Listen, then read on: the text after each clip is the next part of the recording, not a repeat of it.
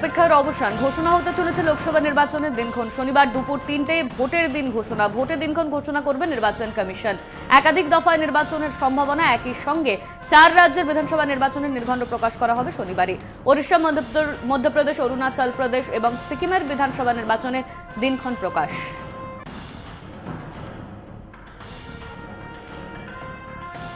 কপালে চোট নিয়ে আপাতত বাড়িতেই রয়েছেন অসুস্থ মুখ্যমন্ত্রী মমতা বন্দ্যোপাধ্যায়। তাঁর কপাল এবং নাকের সেলাই পড়েছে এবং এসএসকেএমের চিকিৎসার পর বাড়িতেই বিশ্রামে রয়েছেন তিনি।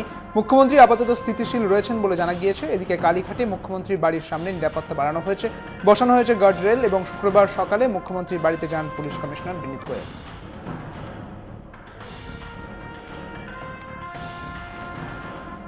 বাড়িতে পড়ে গিয়ে জখম মুখ্যমন্ত্রী মমতা বন্দ্যোপাধ্যায়। অসুস্থ মুখ্যমন্ত্রীর দ্রুত আরোগ্য কামনা দিলীপ ঘোষের।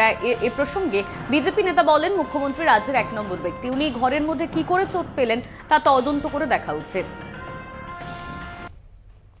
অসুস্থ হয়েছেন, চোট লেগেছে, তাড়াতাড়ি সেরে ওঠেন, এটা আমরা চাইব। এখন বহু লোক বহু প্রশ্ন করছেন। প্রথম হচ্ছে ওনার সুস্থতা, তারপরে এটা নিয়ে তদন্ত হওয়া উচিত যে কি করে ঘরের মধ্যে চোট পেলেন, কেন এগুলো হয়নি। অনেক প্রশ্ন থাকে সব ঘটনার, সেই প্রশ্নটা ভাবা উচিত, কারণ উনি আমাদের পশ্চিমবাংলার 1 নম্বর ব্যক্তি। তার শরীর স্বাস্থ্য নিয়ে আমরা সবাই চিন্তিত। পড়ে গিয়ে আহত মুখ্যমন্ত্রী, তাঁর দ্রুত সুস্থতা কামনা করে এক্স হ্যান্ডেলে পোস্ট করেন কংগ্রেস সাংসদ রাহুল গান্ধী। এক্স হ্যান্ডেলে পোস্ট করেন মল্লিকার্জুন খার্গেও। তিনি লেখেন, মমতাজির স্বাস্থ্য এবং সম্পূর্ণ সুস্থতা কামনা করি।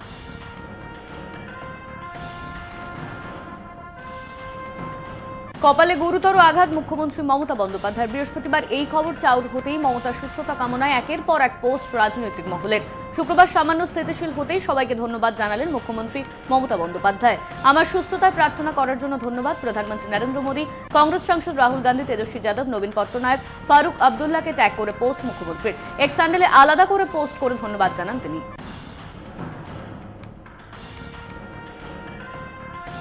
মুখ্যমন্ত্রী মমতা বন্দ্যোপাধ্যায়ের সুস্থতা কামনায় জেলায় জেলায় পুজো যজ্ঞ। বৃহস্পতিবার পড়ে গিয়ে গুরুতর আহত হন রাজ্যের মুখ্যমন্ত্রী মমতা বন্দ্যোপাধ্যায়। এরপরই মুখ্যমন্ত্রীকে তড়িঘড়ি চিকিৎসার জন্য নিয়ে যাওয়া হয় এসএসকেএম হাসপাতালে। সেখানে কপালে সেলাই পড়ে তার এবং তাকে নিয়ে যাওয়া হয় নিজ বাসভবনে। এই ঘটনার পরে মুখ্যমন্ত্রী দ্রুত সুস্থতা কামনা করে মন্দিরে গিয়ে মহাযজ্ঞের আয়োজন করে ফুলবাড়ি 1 নম্বর তৃণমূল কংগ্রেসের কর্মী ও সমর্থকরা।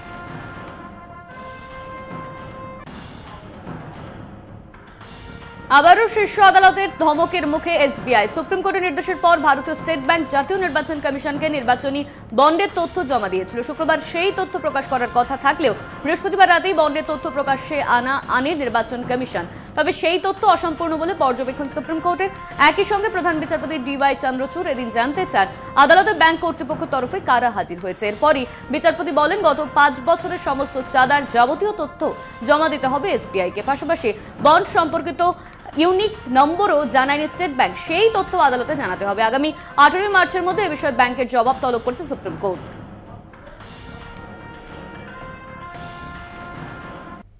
Also raised the issue of the information submitted by the State Bank to the Election Commission about the particulars of the bonds, and they said that this information did not include the alphanumeric number of the bonds. So therefore they have not given full information about the people who purchased the bonds as well as the parties who redeemed the bonds, because that should have normally included the number, because the Election Commission had said that we can't do the matching of the donor and the recipient because there are 22,000 bonds and this information is kept in 2 different silos. So the court said that this, at least the numbers in each, the donor as well as for the recipient, should have been revealed, and therefore they have issued notice. নাগরিকত্ব সংশোধনী আইনে তোলপাড় জাতীয় রাজনীতি। সিএর বিরুদ্ধে সোচ্চার BJP বিরোধী দলগুলি। এবার নাগরিকত্ব সংশোধনী আইন বিরোধী সব মামলার শুনানিতে সম্মতি দিল সুপ্রিম কোর্ট। ইন্ডিয়ান ইউনিয়ন মুসলিম লীগ সহ 237টি আবেদন শুনবে সুপ্রিম কোর্ট। 19শে মার্চ সুপ্রিম কোর্টের ডিভিশন বেঞ্চে মামলা শুনানি রয়েছে।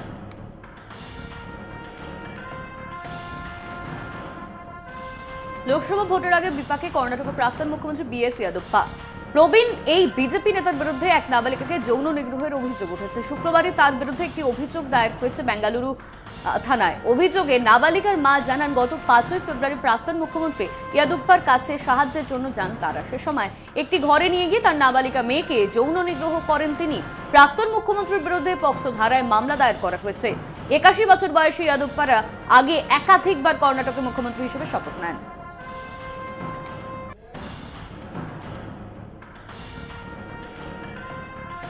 তামিলনাড়ুতে প্রকাশ্য জনসভা থেকে ডিএমকে কে তুলোধনা প্রধানমন্ত্রী নরেন্দ্র মোদী। ডিএমকে দলটি দেশের ভবিষ্যতের এবং তামিলনাড়ুর সংস্কৃতির বড় শত্রু।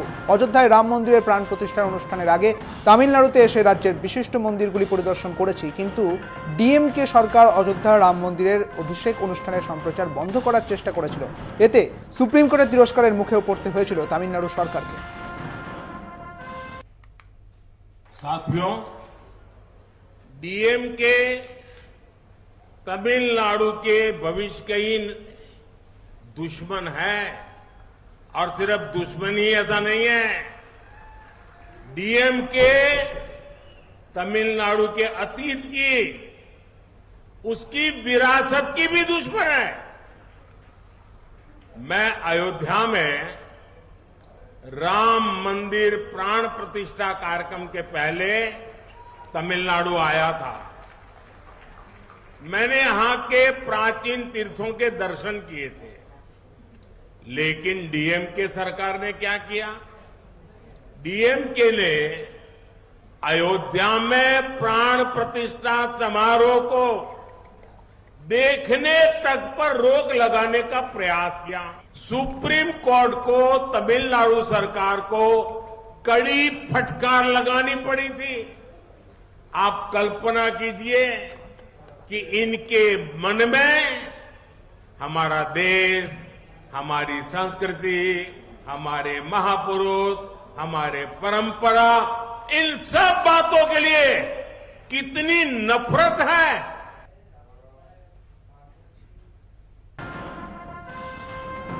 সুপ্রিম কোর্টে ফের ধাক্কা মনীষ সিসোদিয়ার। জামিনের আবেদন নাকচের রায় তার সংশোধনী আবেদনও খারিজ। 2023 সালে সুপ্রিম কোর্টে তার জামিনের আবেদন খারিজ হয়। সেই রায় পুনর্বিবেচনার আবেদনও পরবর্তীকালে খারিজ করা হয়। এই প্রেক্ষাপটে ওই রায় নিয়ে তিনি কিউরেটিভ পিটিশন বা সংশোধনী আবেদন করেন।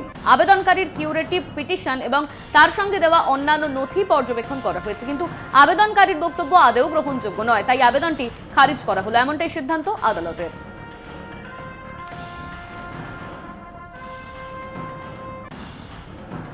গঙ্গার নিচে নয়া ইতিহাস কলকাতা মেট্রোর। এরপরই হাওড়া ময়দানে শোরগোল। ভোট প্রচারে পাতালে বিজেপি প্রার্থীরা। মেট্রো স্টেশনে বিজেপি প্রার্থী রথিন চক্রবর্তী মেট্রো স্টেশন গেলে বিশৃঙ্খলার সৃষ্টি হয়। সমর্থকদের নিয়ে মেট্রো স্টেশনের ভেতরে ঢুকে প্রচারের চেষ্টা করা হয়, বাধা দেয় আরপিএফ। তবে টিকিট কেটে মেট্রো স্টেশনে ঢুকে বিজেপির কর্মীরা মোদিজি কি জয় এবং জয় শ্রীরাম স্লোগানে হুড়মুড়িয়ে স্টেশনের ভেতর ঢুকে পড়েন বিজেপির সমর্থকরা। মেট্রো স্টেশনের ভেতরে কি করে এভাবে প্রচারের চেষ্টা, এমনটাই উঠছে প্রশ্ন। প্রচার নয় বলে সাফায় বিজেপি কর্মীদের। তবে বিজেপি পক্ষেই এই ধরনের অসভ্যতা সম্ভব বলে পাল্টা দাবি তৃণমূল প্রার্থী প্রসূন বন্দ্যোপাধ্যায়ের।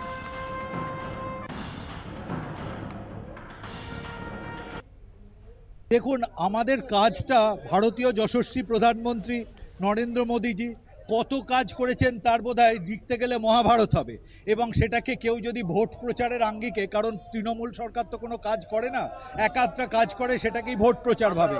এটা হচ্ছে ভারতবর্ষের উন্নয়নের কাজ, এটা হচ্ছে ভারতবর্ষের উন্নয়নের কাজ। তাকে যারা যে দৃষ্টিভঙ্গিতে দেখবে সেই দৃষ্টিভঙ্গি, ভোট প্রচার নয়। নরেন্দ্র মোদীজি চান শক্তিশালী ভারত গড়া।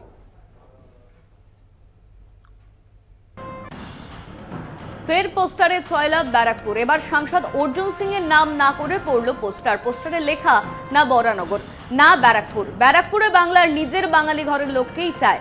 ব্যারাকপুর কারোর বাপের পৈতৃক সম্পত্তি নয়। ব্যারাকপুর লোকসভা কেন্দ্র জুড়ে অর্জুন সিংকে প্রার্থী নিয়ে রাজনৈতিক চর্চা চলছে। সেই প্রসঙ্গ টেনে বিস্ফোরক মন্তব্য করা হয়েছে এই পোস্টারের প্রতিটি লাইন জুড়ে।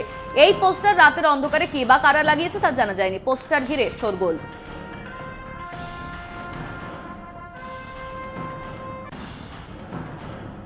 বিষ্ণুপুর লোকসভা কেন্দ্রের বিজেপি প্রার্থী সৌমিত্র খাঁ একজন অপদার্থ।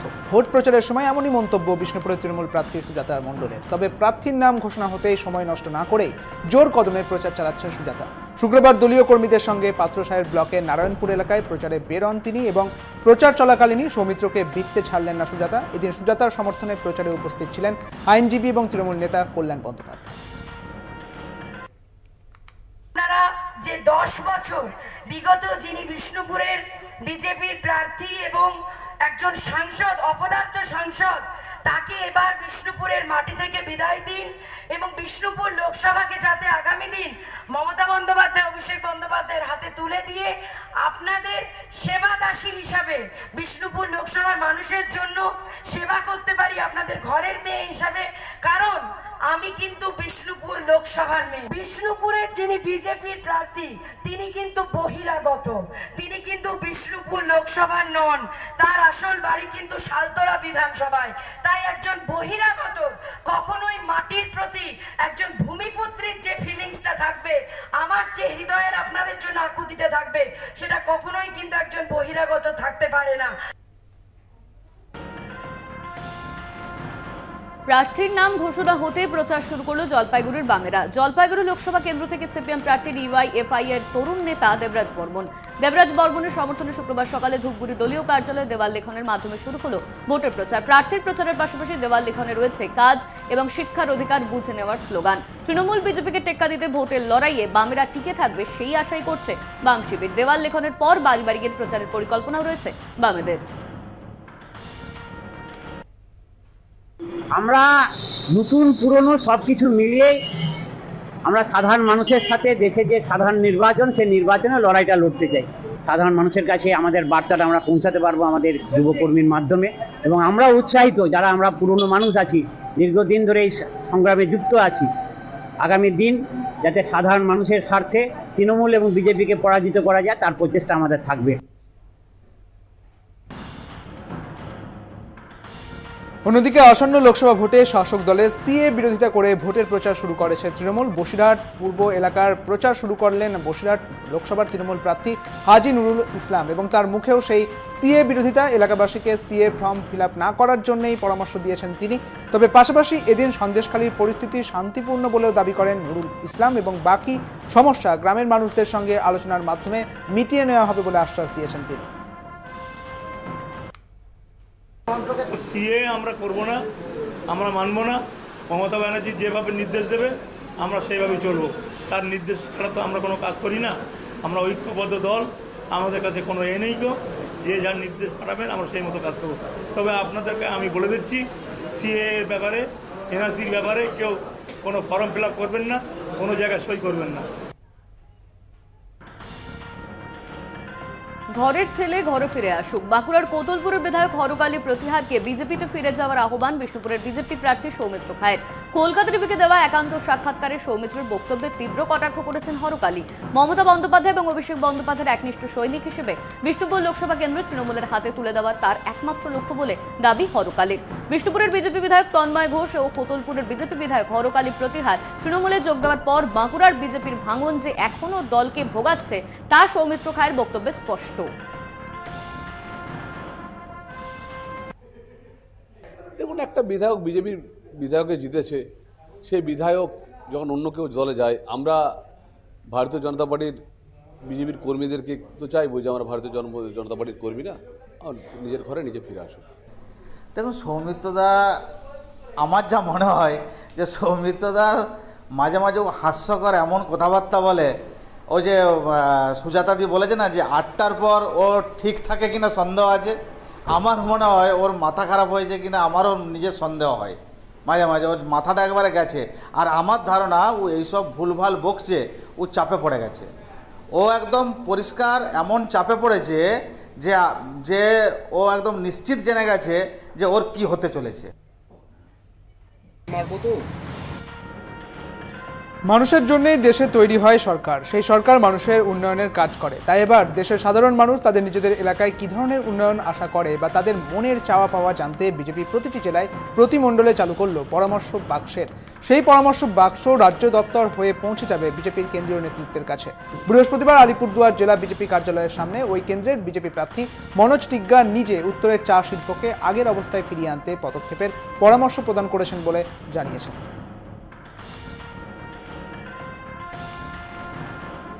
আদালত অবমাননার মামলায় সিপিকে ভার্চুয়ালি হাজিরার নির্দেশ বিচারপতি রাজশেখর মান্থার। আদালত অবমাননার মামলায় সিপির ভূমিকায় ক্ষুব্ধ বিচারপতি। হাইকোর্টের নির্দেশ কি খেলার জিনিস? পুলিশ কি মনে করছে? হাইকোর্টের নির্দেশ না মানলে চলবে, কিন্তু পুলিশ যদি ভেবে থাকে আদালতের নির্দেশ না মানলেও চলবে, তাহলে ভুল করছে। কেন আদালত অবমাননার জন্য তার বিরুদ্ধে বিভাগীয় পদক্ষেপের নির্দেশ দেব না? প্রশ্ন বিচারপতির। 22শে মার্চ মামলার পরবর্তী শুনানির দিন সিপিকে ভার্চুয়ালি তলব করা হয়েছে।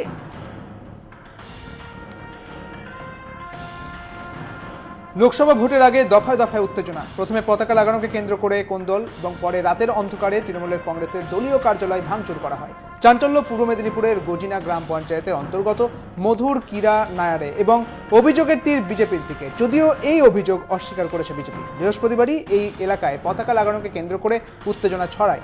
দুই দলের মধ্যে চলে তীব্র বাগবিতণ্ডা। ঘটনাস্থলে পৌঁছায় ময়না থানার পুলিশ। পুলিশের সঙ্গেও দুই দলের কর্মী সমর্থকদের সংঘর্ষ শুরু হয়। তারপরেই গভীর রাতে তৃণমূলের দলীয় কার্যালয় ভাঙচুরের ঘটনায় এলাকায় ব্যাপক চাঞ্চল্য ছড়িয়ে পড়েছে।